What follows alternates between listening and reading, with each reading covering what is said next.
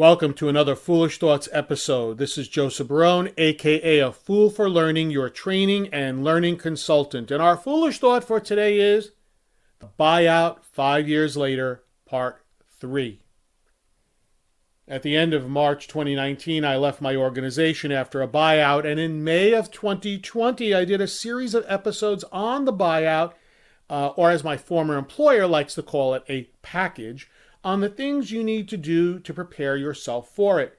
Now, it's been 5 years since, and I want to review those thoughts to see if they still hold true. Some of these preparations and decisions were long-term and some were short-term, but today we're going to take a look at 2 of the actions that I took. First, your pension and or 401k. If you can contribute, please do the max, as many employers match your contribution up to a certain percentage. More than likely, you're going to have to transfer this to a new investment when you leave. However, depending upon your company, their plan, your age, you may be able to withdraw the funds without any penalty. When I left my organization, I contacted the 401k fund manager to determine the process to transfer the funds, as this was the case in many organizations. You can't keep it in the same fund when you leave. I was surprised when I was told that not only could I keep the funds in the same 401k, but that I could withdraw funds without any penalty if needed. Why?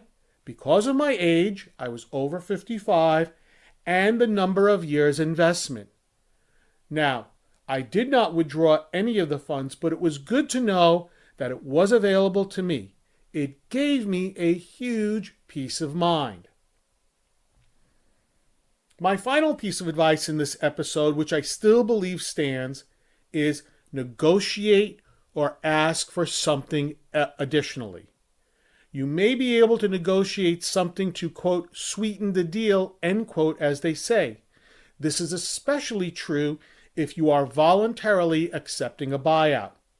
For example, over 25 years ago, someone I worked with was looking to retire outside of the Washington, D.C. area. Susan, and that was her name, was close to retirement, and the call came out for volunteers to accept the buyout. She went, explained that she was interested in the buyout, but wondered if they would be willing to pay for her moving costs. HR asked her for an estimate, which she then provided, and they said yes. Within a week, the papers were signed, and within 2 months, she was gone. Now, even if you don't think that the organization is willing to negotiate, still try. For example, at the time of my buyout, I asked for something extra. Although they could not give me everything I asked for, they did give me something because of the set of circumstances I was facing at the time. Remember, the worst that they can tell you is no.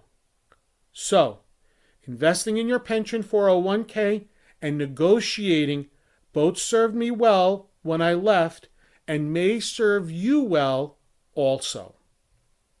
Hopefully, I've given you something to think about.